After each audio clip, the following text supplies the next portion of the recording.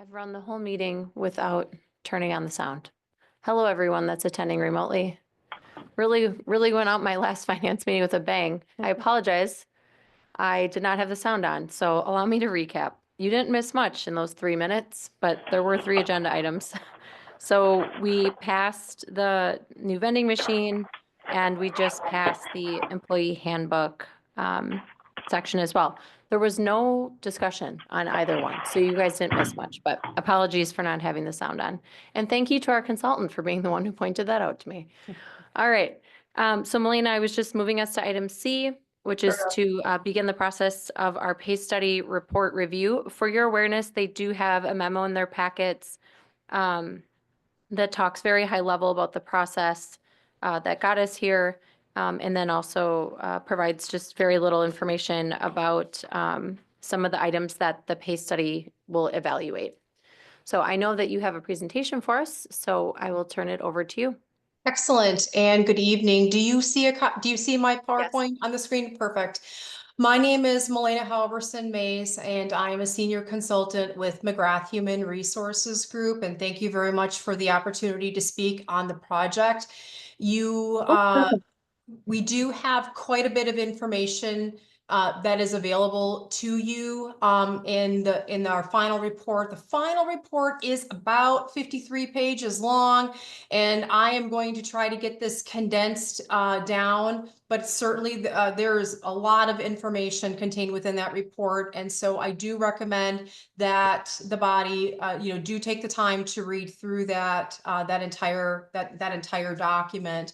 It was an absolute pleasure working for the city and doing this project with you. You have tremendous leadership. All of your directors worked, very diligently on the project, along with the, many of the managers. And I have to thank the committee that really was, I wouldn't call them the steering committee per se, but they really were along this entire journey to understand what we were doing at each of the phases. And they all provided really a very unique perspective into the project, based upon what they see as employees, but also what their needs are at a department level. So it was a really great project. So let's just dive into it here a little bit, because compensation is it's a pretty significant topic for many of the organizations within the state of Wisconsin and nationwide, because there's been quite a shift in the market for the last few years. And we are, we a few years ago, we were calling it this quiet crisis, because we knew that nationwide about a third of the workforce was getting ready to retire, and that public sector all across the United States was going to have to try to backfill all of those positions. And it absolutely has been a challenge with COVID, with major changes in the economy, and things just don't really feel like they have settled down at all. So there's a lot of reasons why there's been some challenges, but what I'm displaying on the screen here are what we would consider the top reasons at this point that individuals are moving from one organization to another. And public sector in general, just they always are just a little bit behind, because there are some limitations that come with compensation. And you can see and read that for yourself, but we know right now by surveys of employees, applicants that are moving around, or people that are leaving, the number one reason why people are leaving right now is because of compensation. It never used to be number one. It used to be number 2 or 3, and it absolutely has moved up in the charts. And that does then make it a really important conversation to make sure that your structure is going to be strong enough for recruitment and retention. And I'm actually going to show you some of the demographics of your city specifically, and what this is going to mean for you. Now, the last year and a half or so, things have started to, I don't want to say slow down, but maybe settle down is maybe a better way of describing the market. But there still is many positions or many industries that are very difficult to fill positions, and not only in your area, but again, across the state, across the nation. And there are some professions that we don't have people going into. And so organizations are having to be a little bit more creative with that. And there is a little section in the report about, you might need to change qualifications, you might need to work on apprenticeship type programs, and commit the organization to training your human capital and grow from within and build those skills instead of expecting that they're going to be there on day one when they walk through the door. So with that in mind, I want to spend just a couple of minutes to talk with you about your employees. Now that you've heard what's happening on a national level, let's really do a deeper dive. And these graphs are in your final report, so you'll have some time to really truly digest this information. But what we see here is this is all of your employees. I have charted them so that by age band, we know what percentage of your employees are what age and how long they've worked for your organization, because that's really important. Your tenure in the organization is 9.5 years. Nationally right now, it's 6.4. That national number comes from the Bureau of Labor Statistics. They run that number every other year. That last number is from September of 2024, so it's pretty recent. And it's based on local government only. They exclude the state and they exclude education out of that. So it's a good number. Unfortunately, I do not have a Wisconsin specific number. But what that tells me is that Watertown is doing something right because you're beating the average. And so, when you look at that at face value, I say, good job for the city. But it's really important that you really truly understand what's happening with your demographics so that you can prepare yourself from what is yet left to come here. There's something that's going to be coming to you. And the organization as a whole and individual departments really do need to be prepared for that. So when you look at this chart, and I want to draw your attention, I hope that you can see my cursor here. I want to just focus on the age groups of 55 and over. And you could see by years of service, these folks have been here 13 to almost 17 years. They are helping that average tenure stay afloat. When we look at then on this side of the chart and how many employees we're talking about, you have 30% of your workforce that is age 55 and above. And that means over the course of the next decade, once your employees hit that WRS eligibility, they're going to go and they have every right to go. They have earned that retirement and they want to go start the next chapter of their life, which means that the city of Watertown is going to have to be prepared for about 1/3 of your workforce leaving you because they're just going to get ready to retire. And so you're going to need to be prepared for that. And that's really a very important reason why we want to make sure that your salary ranges are aligned to the external market so that you are going to be able to properly backfill those positions. The other thing that's really important here for you is what's happening at the front end or the left side of these charts, because you have right now about 30% of your workforce that is under the age of 40. But when you look at how long they've been here, we're talking less than 4 years. And that really is more of what we're seeing on a trending basis, that those individuals, they're younger, they're mobile, they are not necessarily committed to the organization, and they're willing to hop over to the next door community. It may not even be that much dollar wise, but they're willing to hop over there just for that extra 50 cents or that extra dollar. And that means that the organization really should be looking at what your retention efforts are. What are you going to be putting into your human capital? What are those investments going to be? Whether it's that continuing education, those types of things to keep your people there, because turnover is very expensive to an organization. When you lose those folks, you're training them, you're spending those dollars on that, and then they go take what they've learned and they go apply it to a different organization. And then we don't want to forget those individuals who are a little bit in between, the 40 somethings and the early 50 somethings. These typically are individuals who've been in their profession for a number of years, and they are very skilled, and they're usually the group of people that get poached. Not to say that nobody else does, but we've all heard of the organization where you had that 15, 20-year employee, and then all of a sudden the community next door just unsolicited, knocked on their door and said, come work for us. And they are offered something that they can't refuse. And poaching is a very effective tool in HR right now. And you do really want to try to isolate yourself and help protect yourself from losing that human capital. So really, the city is in a position where you do need to be thinking about the planning, the succession planning for your departments, and being able to backfill those positions that you're going to lose. Plus, you want to really focus on what it is that you need to do to help retain the current workforce that you have as well, so that you don't lose all of that education and that experience to walk out the door. You're kind of in a perfect storm situation, but you're not alone with that. There's a lot of organizations that really are in that. And then these are some additional graphs that are in the final report. And the one thing I just want to point out here really quickly is we take a look at, we've taken that 9.5 years of service. We've plotted it so that you can see here, we've got, this great big group of long-term employees that are, you're going to lose them. And then you've got, a kind of a big clustering on the front end. But then we did a little bit of a deeper dive to say, well, this is years in service with the city. Where are they at in terms of their position?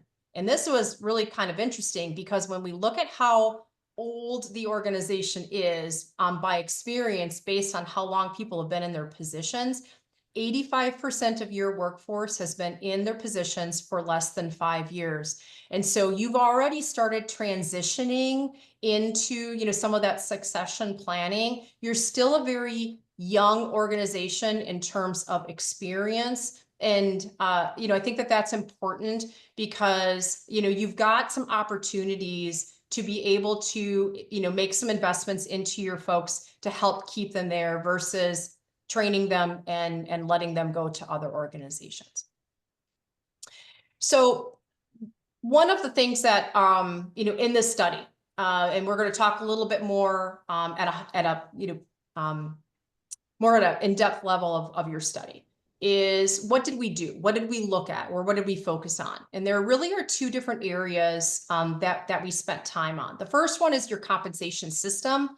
And then the other part of that is your classification system, or your job titles. And they're two real different components, but we blend them together to develop the system that you have. And the compensation is those structures and the mechanisms that you use to be able to pay your folks. The classification system really is about the positions and how you're going to define those. And we want to just make sure that it's really clear then through this process that we're not talking about your individual people, even though this is it's very personal to your employees. We're really focusing at it on a position basis, based on data, based on information that they gave us about their position responsibilities. And it's not about the person or the incumbent in the role, but it really is more about the position. And there's a little bit more description in that in the final report. So what we did methodology-wise was at the very beginning of the project, we met with your compensation study team and all of the department directors, so that we could gain an understanding of their department, high-level look at their operations, and then a little bit more of a deeper dive into what those positions are responsible for. From that, then, we identified individuals that were to fill out what's called a position questionnaire for us, so that we could get even more information about position responsibilities along with their job descriptions. And that helped us then run what's called a position analysis. We then also went out to the external market to collect market data. And I'm going to talk about those comparables in just a second here so that we could analyze what's the market paying against what Watertown is paying so that we could have that piece of data to give meaningful recommendations.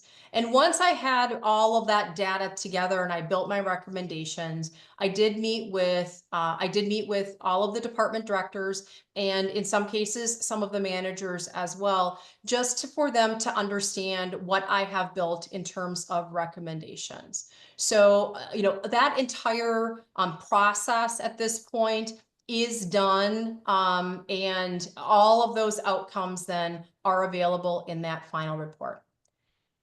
This is a copy of the listing of the comparables. Pretty large listing. It is in the body of the report as well. We did have a couple of organizations that did not provide us data, even through, we try to do open records requests, but, sometimes, as much as they should be responsive to that, sometimes they just simply are not. But we had a really good data set. And we really tried to capture, you're in this area, right, where you're close, but not so close to Milwaukee, and you're close, but not so close to Madison. And we wanted to make sure that we got those surrounding communities to really understand what your region is paying for positions that are similar to those in the city. And when we look at that, we chart all of that data, we put into a real meaningful format for you. And we've got a couple of graphs that I want to show, but I want to also be able to define what it is that you're going to be looking at. And these graphs are also in the body of your report. We put this into what's called a comp ratio. It's a comparison ratio between Watertown's rate of pays and the rest of that market. Okay. And when we compare them, we want that number to be what's called a 50% comp ratio. A 50% comp ratio is equivalent to 100% of the market. This is important for employees that might be listening in, because I don't want people to misconstrue what a 50% comp ratio means. If we found in the market that a position was being paid $20 an hour and Watertown is paying $20 an hour, you would be 100% aligned to the market. But if we found that you're paying $20 an hour and the rest of the market is paying $25 an hour, then it was going to have a lower comp ratio. And that tells us the lower the number, the further away from the market you are, and there's going to have to be a little bit of catching up to do. So what we found here, just by looking at your ranges, and this is just a quick glance at it, what we found overall is that 53% of your positions are too far below what we found in the market. They're too far away in order to be considered market competitive, and that is anything that's in yellow. And then there are a few positions that, a few positions being 19%, where they're on the bubble, they're on the cusp. Depending upon the industry that they're in, they may be market competitive, but they may not be. We find that anything with a 45% comp ratio or greater should be market competitive. But even within that, there may be some industries where no, you really do have to be closer to that 50%. And that's why we outline them in a little bit of a different color. So overall, you have just over a quarter of the positions at the minimum that are market competitive. And this might be one of those reasons why the city needs to hire folks a little bit higher than your minimums at this point, because what we're finding is at least half of your positions just are not aligned to the market when we compare you against the rest of the market's published minimums. We did that same analysis then for your midpoint. And if you look at it very closely, you'll see it's a very similar trend. We've got 55% of those positions that are not aligned at your step 6. And so that is starting to establish, all right, we're starting to see a trend. And then when you look at your maximums, again, we're finding much the same. Now, the maximums, there's sometimes something to be said about you don't always have to match up with the rest of the market's maximums simply because of your ability to pay. There may be a lot of reasons why someone might cut their ranges short. But the takeaway on this is that right now, the city, you've got about 62% of your positions that at their maximum, once your employee gets to their step 11, they're never going to be able to match the dollars that are available in the rest of the external market. So we do want to be thoughtful of the maximums and, not necessarily ignore them either, because we also don't want people to get to the top of the model and say, well, there's nowhere else for me to go and I can go earn additional funds elsewhere. So when you look at this, clearly there are positions that are going to need to make some movements, but there are some positions that are doing okay in the market. So it's not every position, but it certainly is a great portion of them. But one of the things that we do is we take a look at where your individuals are in terms of dollars and how do they compare against the market minimums. And this is an important graph, because what it shows there is that the city has been working to try to get people pushed up a little bit further into the ranges. And that's a good method, what you've been doing, because we're finding that once we change the ranges, you're going to have folks that are going to be within that range. Now, that's a good thing, but yet at the same token, it's not a good thing, because what's going to happen is once we shift those ranges, you're going to have people that are going to be clustered towards the minimums, and then you're going to have what's called in-range compression. That means that you might have some long-term employees that are going to be earning very close to some short-term employees. And sometimes that does not go over very well, because you're not necessarily acknowledging some of the experience that some of those other employees may have. And that becomes an implementation conversation. Do we adjust everyone to get them into the new model, and then that's what it is? Or do you adjust everyone into the model and try to make some additional adjustments to give some credit for some of that experience that you have with some of your longer term employees? And that really is probably going to be a question that the finance committee is going to have to answer over the next couple of months as you're working on preparing for your budget. Next, what we do is we take a look at your current system, and you have a step model, you have 27 grades. There were a couple of things that we caught that we talked with your with the city about is it an opportunity for us to make a change? And what we found here is that within those 27 pay grades, or between the 27 pay grades, you had some varying percentages, and those percentages ranged anywhere from 4.3% up to 10%. And that in of itself isn't necessarily always problematic if you have some deviation there. But what really is problematic is when we see ranges that are less than 5%. And right now the market is telling us, yeah, that number is more like 6 to 7%. When you have that minimal adjustment between the pay grades, you're developing some additional compression between levels perhaps, and that might result in some additional challenges for you, not necessarily within the range, but between ranges. The other thing that we found is that you have what's called a descending value model, which means that as you step through the model, the further into the ranges you go, the smaller the value of your step is. So if you're going from step 1 to 2, you're at a 2.9%. But if you're going to step 10 to 11, it's only 2.3%. And what that does then is that there's a feeling of inequity, and rightly so. Not all of the employees are being treated the same.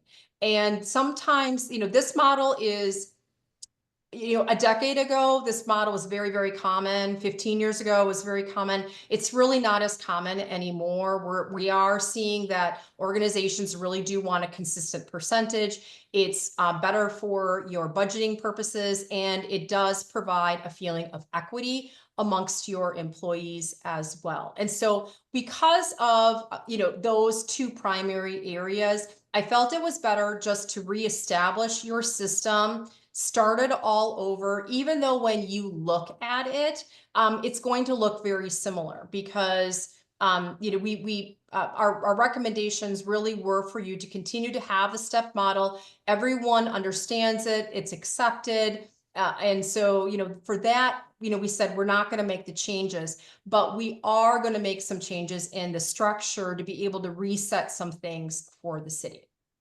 So before we did that, there's always this big picture conversation that we need to have, and that's on what's called compensation philosophy.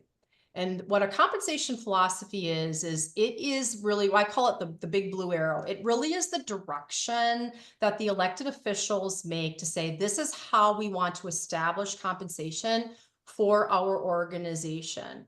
And communities really have three options. You can say that you want to be a leader in the market, that you want to be able to be one of those organizations that's above the market. You may not even be number one in the market, but we at least want to be higher than the average because we want to be a little bit more competitive.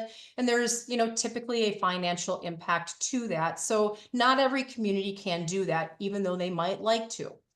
Then you have organizations that approach this to say, well, we would like to be above average, but we can't. And so we are going to align to the average so that we are competitive, we are consideration, but we just, we can't do that extra step. And then there are other organizations that follow the local market and they say, we're not even going to hit the market average. I will say that there are very few organizations that hit the third bullet. I'm thinking of one in particular that we have in our organization. We support the city of Flint, Michigan, and they, because of their water crisis that they had a number of years ago, they needed concessions at the bargaining table, and they could not establish their wages to the average market. This was before COVID.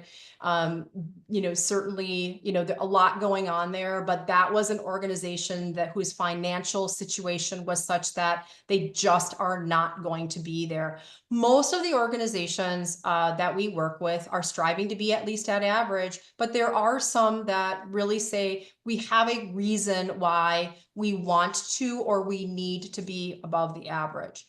Now, this is often a heavy conversation, and it's kind of hard to have an organization go from maybe a little bit under average, which is where you are right now, to saying you should be above average when we haven't stopped and tried out the average market at this point. And my recommendation to the organization is establish your salary ranges to the average market and study that for a while.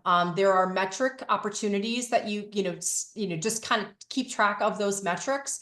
And that's going to tell you, the data is going to tell you if that average is going to be strong enough for you, or if you're going to have to tweak those ranges up a little bit more competitively in the future.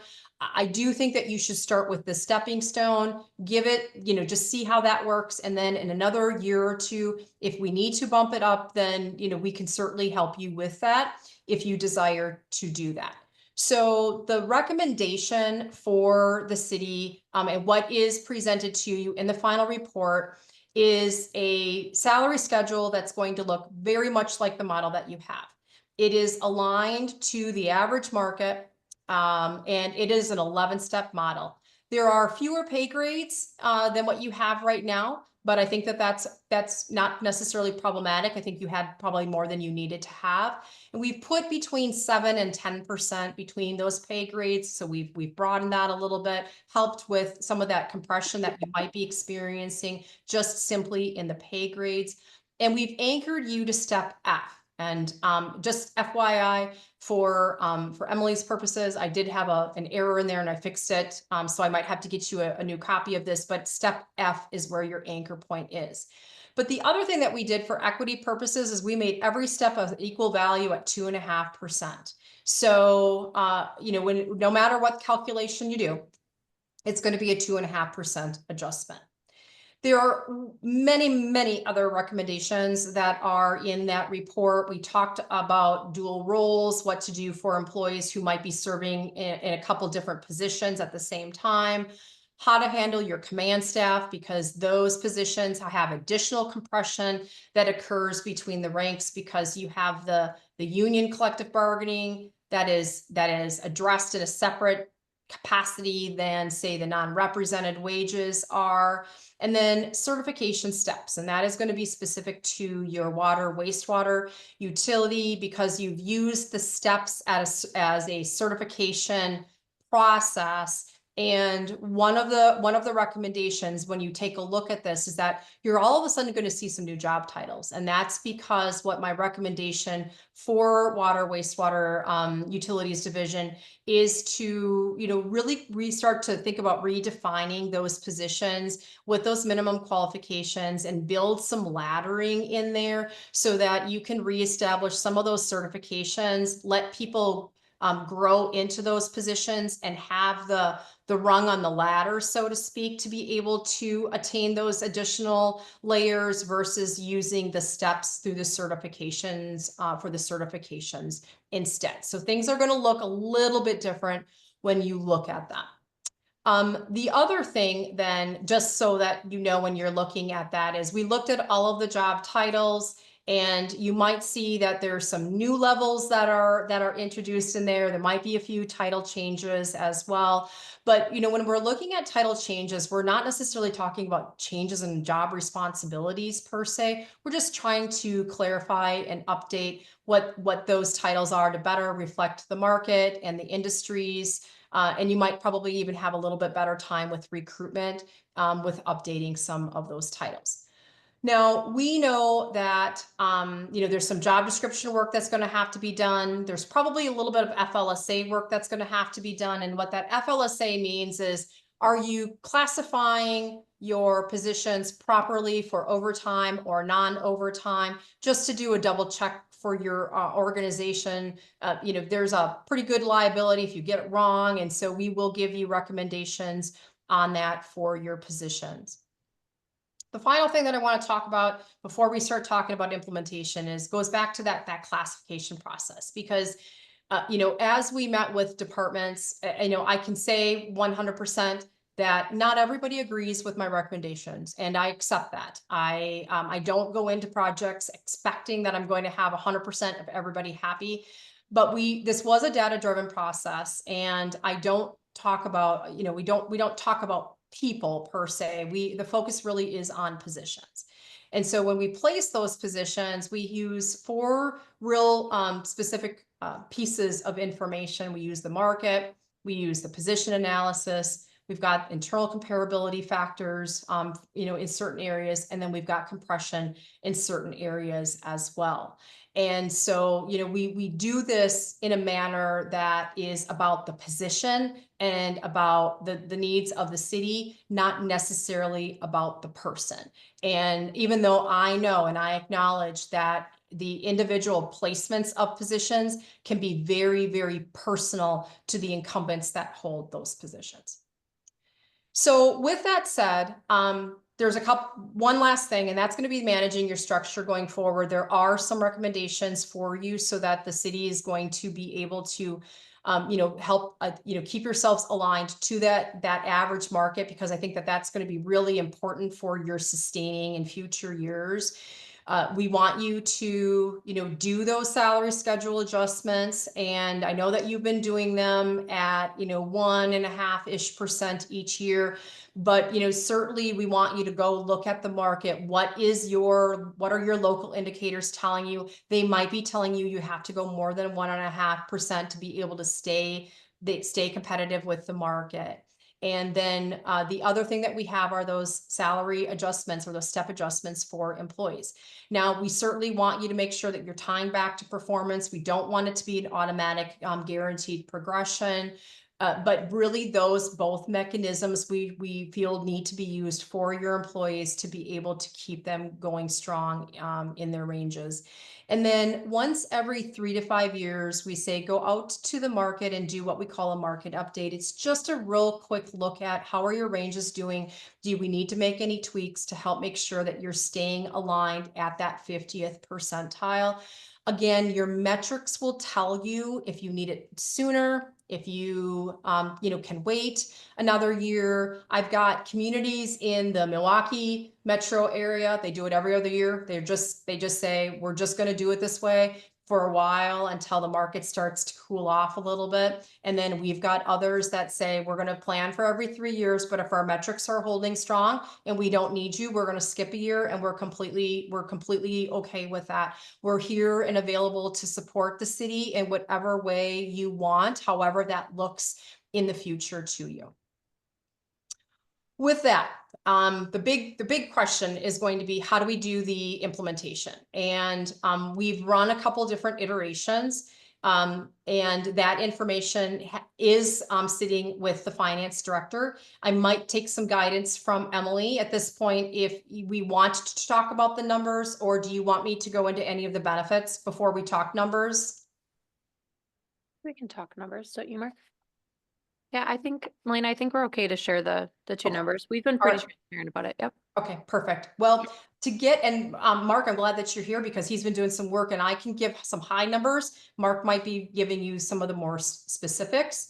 And so our initial costing that we ran, just to get everyone into the step, what we have to do is we have to put them into the range and then into the step closest to what they were earning without taking a decrease, because it's really important that no employees reduce what their wages are in this process.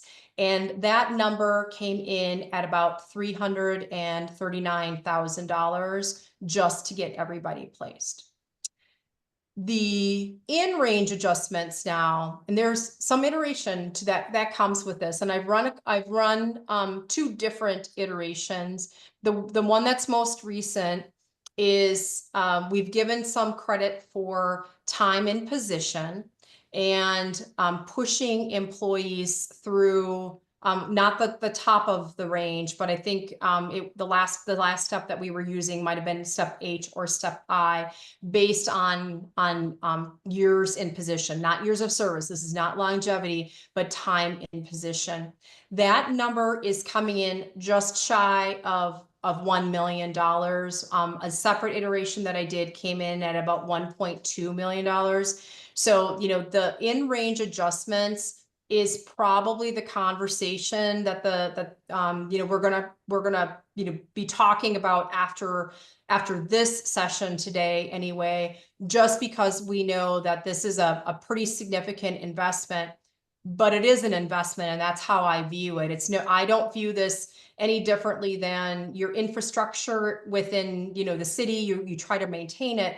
This is an internal infrastructure for your employees. And, this really is reestablishing where you should be in the market to help make sure that you are not losing your human capital. And with that, I think I'll turn it over to Mark if he's got any additional details. No, I do not have any.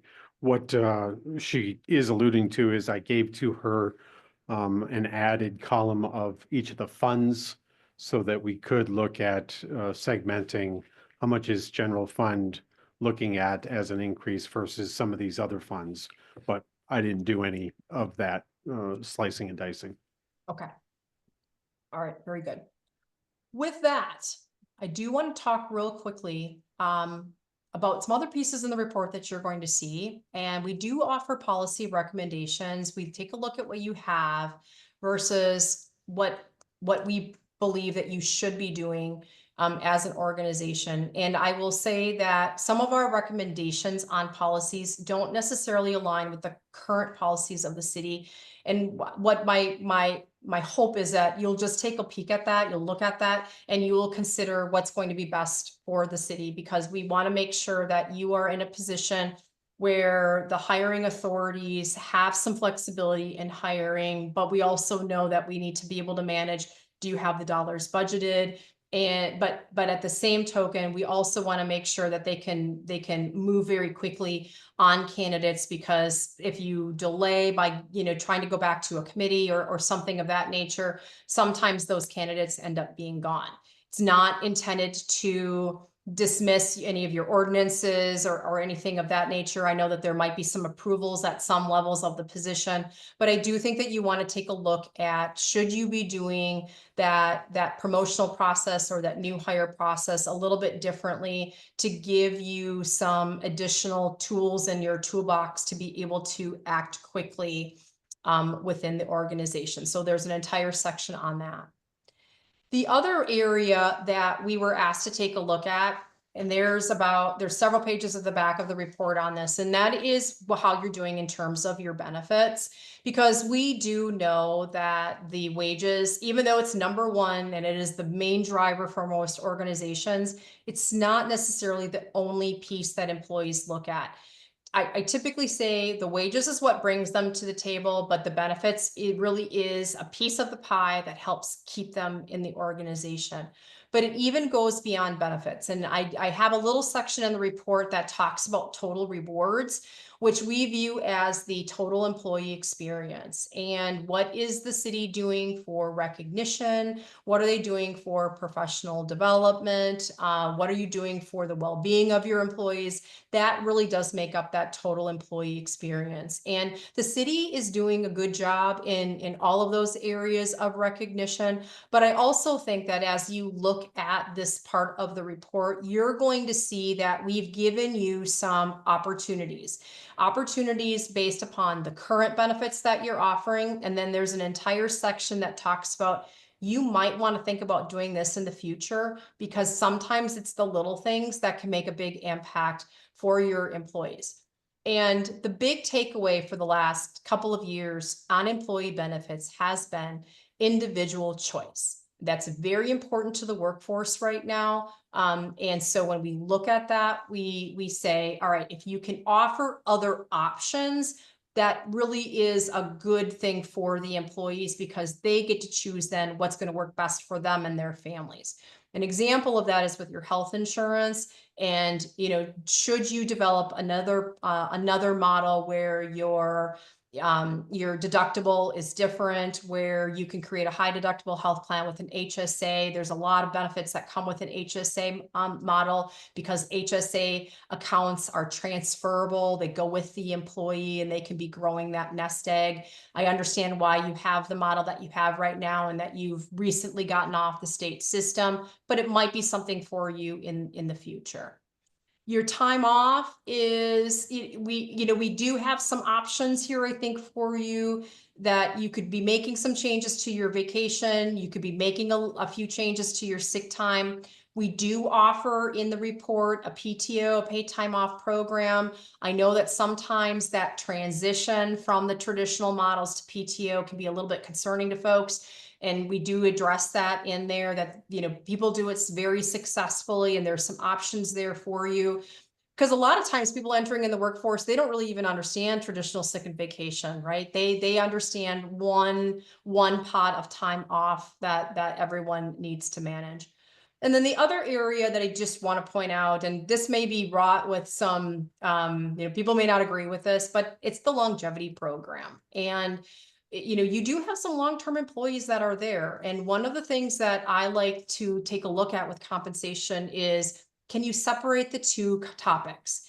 Your salary ranges from step A to step K. All of that is really what the market is telling us the value of your positions should be against the average market. The recognition for staying with an organization does not necessarily have to be tied to that market, where you can then introduce a longevity program that's separate from that, to say your base wages are your market competitive wages for that. But the longevity program is our way of saying thank you for continuing to be with our organization, and it's a recognition. So I have given you an option in there, and there's a lot you can, certainly do it a little bit differently to reinvest into the longevity program for your employees. And, I know that it's grandfathered right now, but to restart that so that you can reward those employees for that tenure, because we think about wanting to try to help retain your personnel, will longevity help you? And the other thing that I think is important is when I look at all of our opportunities that we have in the back of the report is your payouts, because a couple of the things that we heard is the health insurance we don't really have some options outside of the COBRA, other than there's this transfer of some dollars from sick where it's a conversion, and then you can use those dollars to be able to continue on the city's plan for a period of time. It's really actually a little bit limiting, because the employees that are leaving, their only option that they have is to stay on the city's plan. And there are some really great resources that are out there. You have medical trust plans, 401(a) plans, where you can take the value, that same value, and put it into an account for the employees. And then they are able to take those dollars and use it for other medical expenses. And they may even opt to say, we don't need the city's plan. We don't want the city's plan. We're going to go to the market, or we're just going to use those dollars to get on my spouse's plan, whatever that may be. And it gives them a little bit more flexibility, and you've got some tax savings that might come with it. So you do have some real nice opportunities to help boost up your total opportunities here for your employees. And then there's a lot of other future considerations for you. So that in a nutshell is about 50 pages worth. And I apologize that I took a little bit more time than I was expecting. I'm sorry. Sometimes that happens, but I'd love to answer any questions that the committee might have. Thank you, Melina. I'll just share, I had written that we did create an internal project team that was Lisa, myself, Stephen, and then Carol and Tim, who are both sitting in the back. And then we brought in Mark at the end as well, because that's when we started talking about money. So just for that internal perspective, Melina alluded to them earlier. So with that, what questions or comments do you all have? Yes, ma'am. I'm assuming that fire and police were counted in the total counts. It may, my guess is that they, the age of this, particularly the fire, may impact our numbers there. They're younger individuals. So I'm wondering then, just out of curiosity, I don't expect you to know the answer to this, how that could be different from other communities, and the fact that we do have fire and police. Not that they don't have police, but often they don't have fire. So that was just one comment. Could you just hit on one more time incumbent? So that was the average incumbent salary as compared to the average market salary? So that particular chart is the position by position, not necessarily employees. So if we had multiple people, we average those rates. So the average incumbent in a position and how they compared to the market's minimum. We did that simply to see, do we have a lot of people or a lot of positions that are going to have to get to a new minimum, or are they at least over that we call it the published minimum that we found in the market. Thank you. I found this to be really, really interesting. And I did read, did you say it was 53 pages? I read them. I found it very interesting. I'm so pleased. Good. The other thing though is the police and fire unions were not included in those demographics. We only included the positions that were included in the study. Oh, well, that is interesting. So where are all those very, very, I mean, we have a lot of young people with Stacy. Oh, okay. Yeah. I was just gonna, I would kind of run down public works, really, is where we see a lot of people kind of come into the workforce at that really beginning job area, right? Like they've had some summer jobs. We get a couple of people where their first job, especially in solid waste. So. Oh, that, as a follow-up question, so was this full-time or part-time or both? Ooh, that is a good. It was both. Full time, right? Right. Was it both? Yeah, We did. I mean, there's both in the way of the pay. I presume you use the same data set to set the averages. Lisa is to come into the mic too here. Okay, good. We use both part-time and full-time, especially our library part-time Yeah. assistants. What about seasonal? Nope, No, seasonal. those we Okay. didn't. And we looked at the tabled employees. Okay. Dispatch also has a lot of newer Yeah, they do. individuals. Yep, it's true. You. Yes, sir. You said that it was slowing down compared to what it had been rising, and now it had been kind of settling in or slowing down? Are you talking about the rate The of, rates, yes. Elena, are you seeing a cooling down of that job market? Well, it depends on where you are. What we're seeing here is that the employers are starting to get caught up with their hiring. So the poaching is not happening quite as much. Maybe the feeling that we can't fill the positions because we are strongly competing with the private sector, that they're starting to feel like they're catching up a little bit to that. Part of that might be because employers are changing minimum requirements a little bit, and they're opening the door to, growing internally those folks. The wages themselves they're not, I don't want to say that the wages are slowing down, although I will say that it was nice to see that the CPI is slowed down a little bit, because there were a couple of cycles there where most organizations just didn't even know how to reasonably navigate 7 and 8% inflation. The challenge that you have is that the employees don't necessarily feel that their dollar is stretching as far anymore because of some of the economic conditions. So even though we're seeing that employers are starting to get caught up with their hiring, and it's not feeling as much as a crisis, employees still are feeling the struggle with their take-home pay and being able to make ends meet because of just really having to stretch that dollar over healthcare and groceries and gas and utilities and you name it, it's there. So I can't really say it's slowing down, but it's certainly becoming a more reasonable pace. Other questions or comments?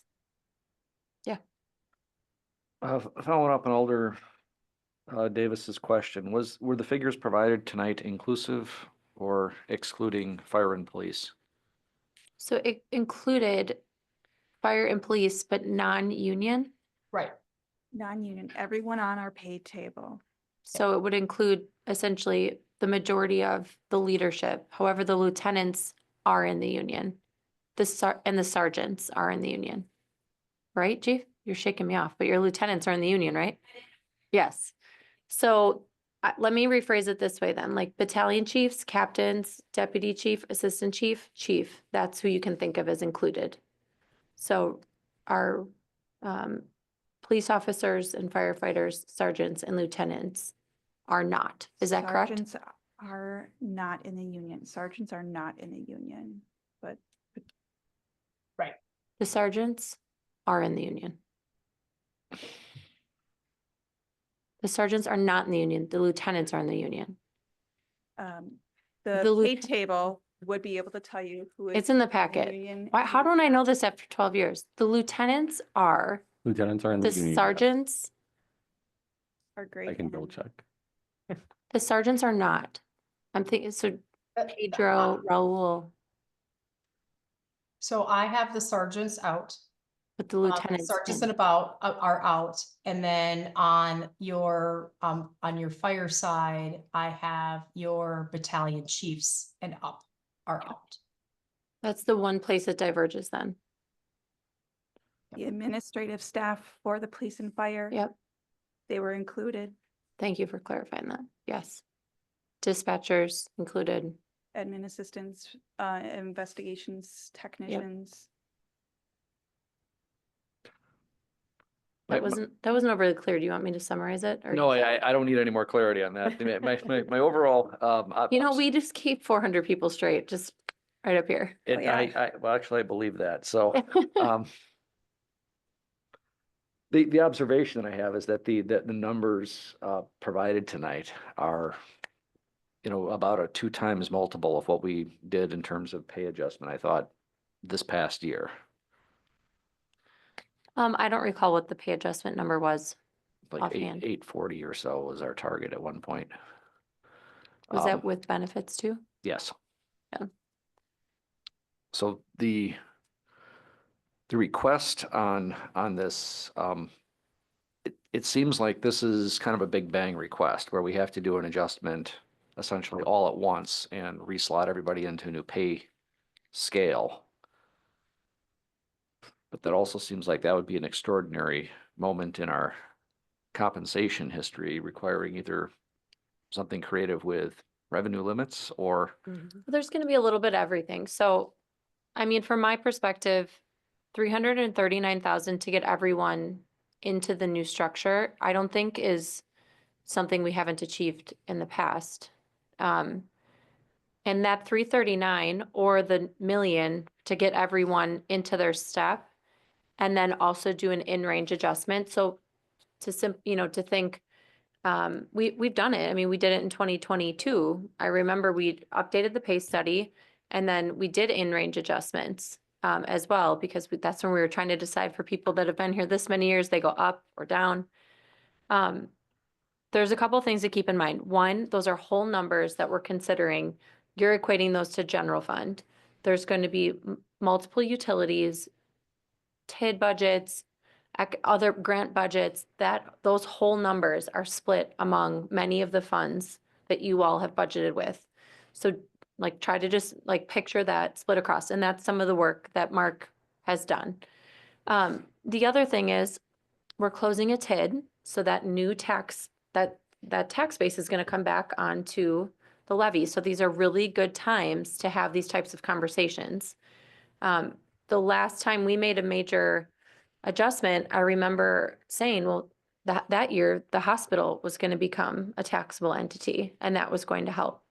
So we have TID 4 closing, so that entire industrial park, is going to come out of the tax roll. I mean, that's a big benefit. Do you agree? And then we have, the potential to, as a result of that, just have more capacity and expenditure restraint than we have in the past with some of the developments we have going as well. So, I sound like a broken record sometimes, but there is a method to the madness. These things layer on top of each other so that we can have these larger picture discussions about larger purchases.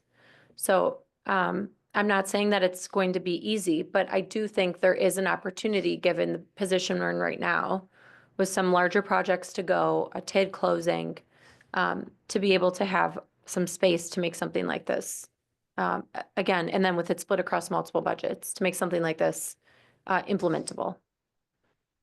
It's easy for me to say when I'm not the one that has to do it, but I've done it in the past. And we've been successful.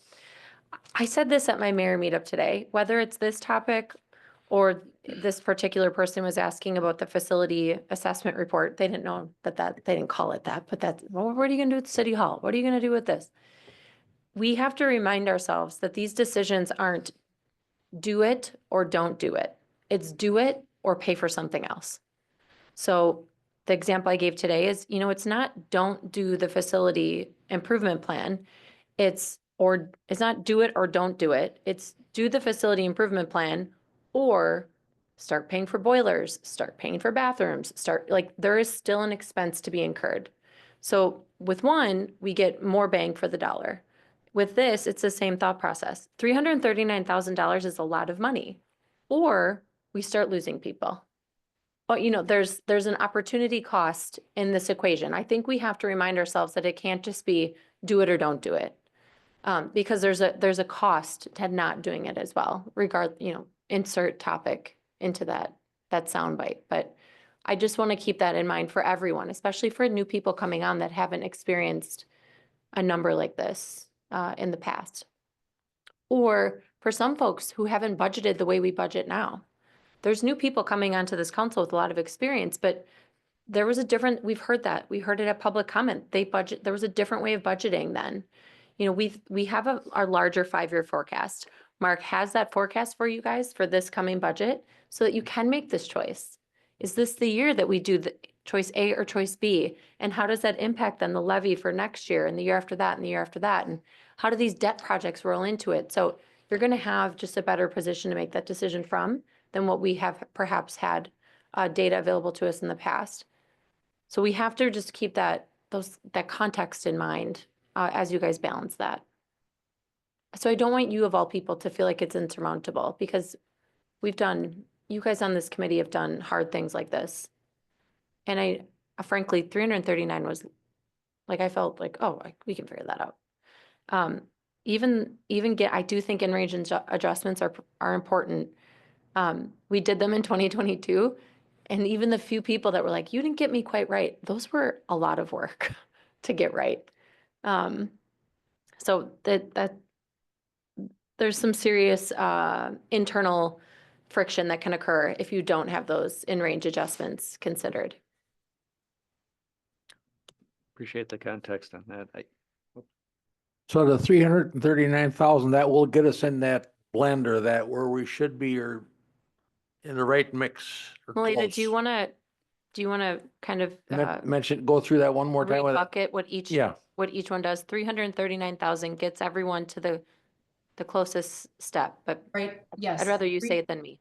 Yep, not a problem. So 339,000 will get all of the employees into their pay range, and we will get them to the step closest that they are earning without taking a decrease. And, you know, for some, that might mean I'm at $20.10, and the next step is $20.11. And the our goal is we got to get them into a step so they can start working the new model. And so that might mean very, very, very, very modest adjustments. And for some, because they're 2.5% steps, it may be 2.48%, right? It just really depends on what their current rate is. We won't let anyone go down. But then we do have a handful, maybe I should say more than a handful. We do have employees that have to get themselves up to step A, that first one. If they're under the minimum, we have to get them up to that step A minimum.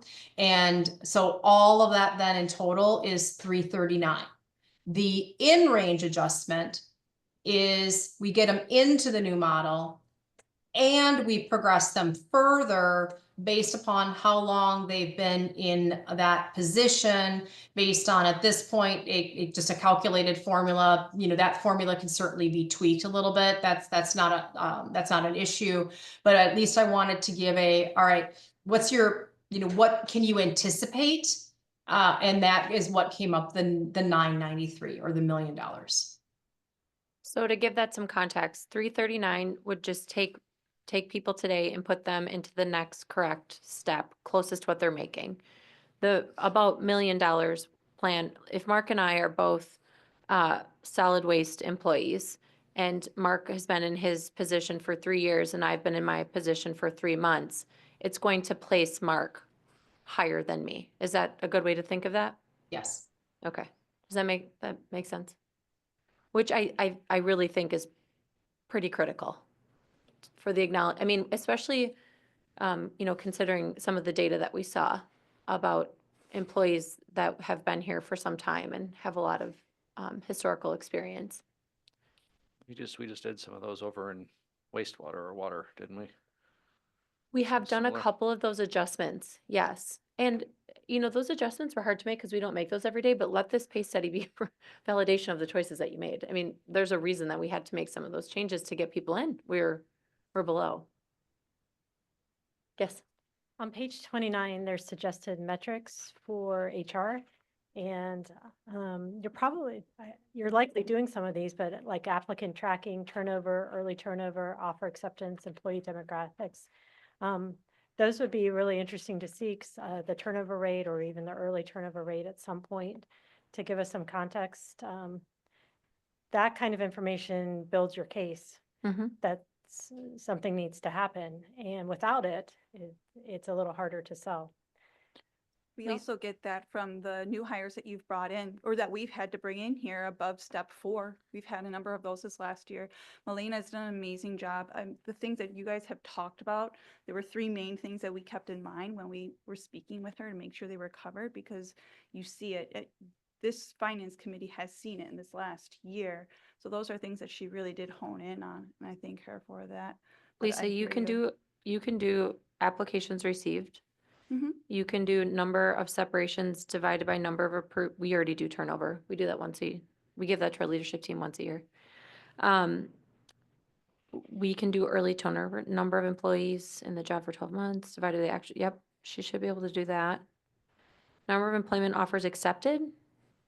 I think we can keep track of that in Applicant Pro if we use it that way. Carol's had a few, yes, in this last. Carol's had a few nurses that 3 or 4 times did you offer to your nurse? I think 3. And with McGrath's help, we were able to get one started Yeah. for the last pay cycle. So they had like a real feedback from this study that helped us I- get that filled. So I think we can do all of those. I want to be careful about employee demographics, percentage of employees in age categories. I'm sure we could figure out a way to do that. that's But the true. others, I know our Yeah. system should be able to readily provide to us. Those would be good. And another thing I appreciated was the recommendation on how to do lateral moves. That's something that's been sticky, wondered where you that, have yep. someone who wants to do a different job in the police department, but they're going to get a pay cut.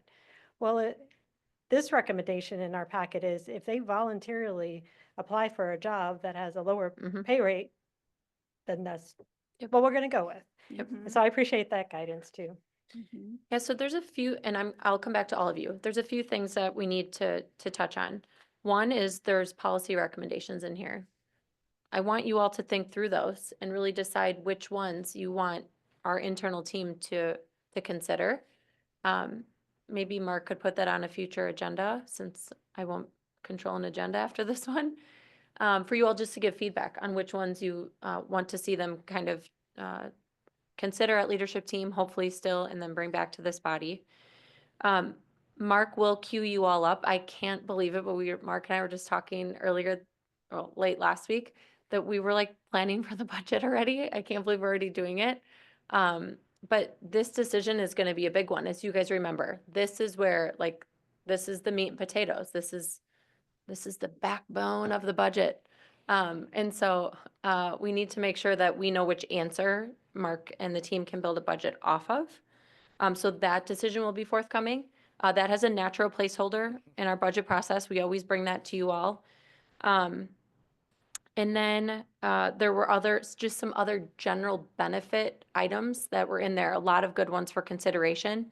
Those would only really need to be discussed if there's a, fiduciary impact. So make sure that you comb through that benefits section, and then you can kind of, queue them up to see in an agenda if there's anything else from that section of the report that we want to implement.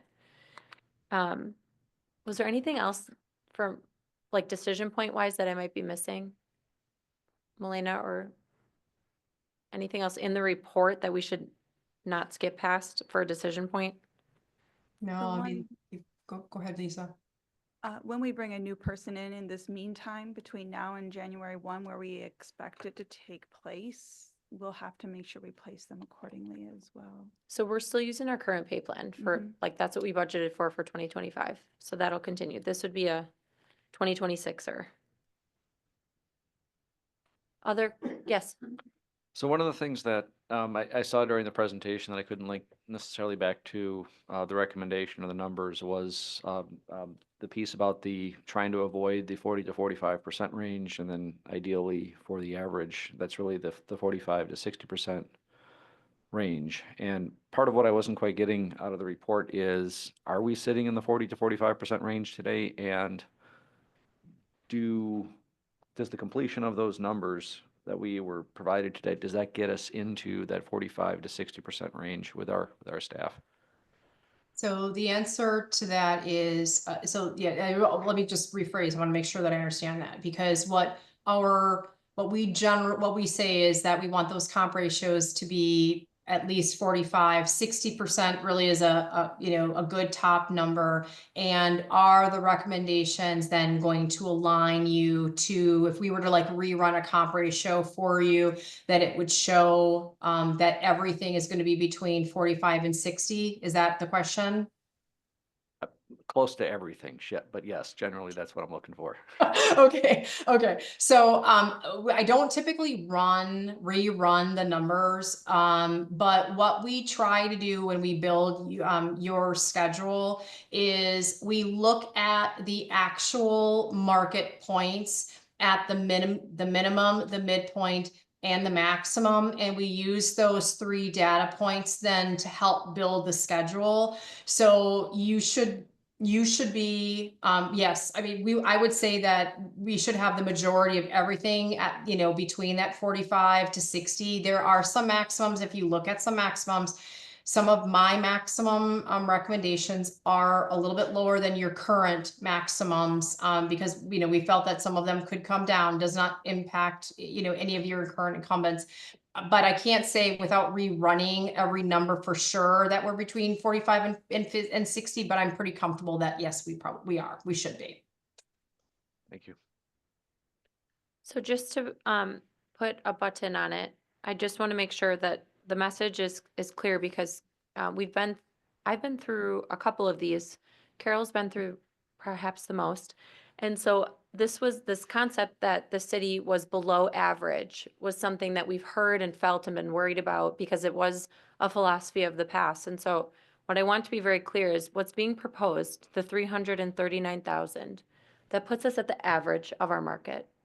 And we had a very long market list. That list in some cases was unique, like there was uniqueness for health, there was uniqueness for library. I think there was some unique comps for water, wastewater. So we tried to really get specific cities or organizations where it was relevant. So Melina, I just want to make sure I didn't misstate that. The 339 places us at the average of the comps for our community. So That is correct. just keeping that in mind, we're shooting for the average. I know that philosophy wasn't directly given to you all to make that decision, but I have to assume you wouldn't have skipped average. I felt pretty comfortable making that assessment on behalf of the group. Thank you. So I just wanted to make sure that everyone left the room with that impression. And then there's some really nice natural touch points. This is perfectly timed. Our budget process, I presume it'll, at least for this year, continue the way we've done in the past. We'll give you some really nice natural decision points to make these choices. Before I move on to our next topic, I have to compliment Melina and her team. I've worked with only one pay consultant the entire time I've been here. And in the last, 4 months, I feel like I've gotten more complete, thorough, and timely work from Melina and her team than I had experienced in the last 11 and a half years. And that's not to diminish anyone else. It more so is just to complement their incredible level of service. So I won't be here to be able to tell you all to stick with them, but I would strongly say stick with them. I think they're very, very good at what they do. So Thank you. Melina, you've done a tremendous job for us. And I feel like our team they're all nodding their heads. So I think they all feel the same. Yeah. Wonderful. Listen, Carol's nodding her head, so you should take that one to the bank. She has seen them all. The data she's provided has been quality, and our market, our local market here, it wasn't from someone out of state. Like, it was spot on. Any last comments or questions for this topic? Melina, I do have a heads up for tomorrow's LT conversation, and that is on the topic of compression, looking for you to define some better, it's like there's a missing paragraph to help as we implement that, where are those dividing lines? So Yep, tomorrow's sounds good. conversation is good. Oh, yep, very good. We will talk offline then. Thank you. Lucky for our leadership team members who came tonight, they also Oh. get to start LT with us Oh. tomorrow for 30 minutes. So, all right. Thank you, Melina. Thank you. Take care. Bye-bye. Very good. All right, y'all. Thanks for joining. We're going to keep going, but we are going to go into closed session. So, for those of you attending remotely, you're welcome to hang out. We're going to take a motion to go into closed session. We'll reconvene into open and take action potentially on one item. All right, with that, could I please have a motion to go to closed session pursuant to Wisconsin statute 19.85 to confer with legal counsel for the governmental body who is rendering oral or written advice concerning a strategy to be adopted by the body with respect to litigation in which it is or is likely to become involved. This pertains to status of claims against the city of Watertown. So move. Motion by Mr. Moldenhauer, seconded by Mr. Bartz. I'll take the roll. Moldenhauer, Aye. Lampy, Bartz, Davis. Aye. I'll vote aye as well. Give me 1 second here. Find my mouse.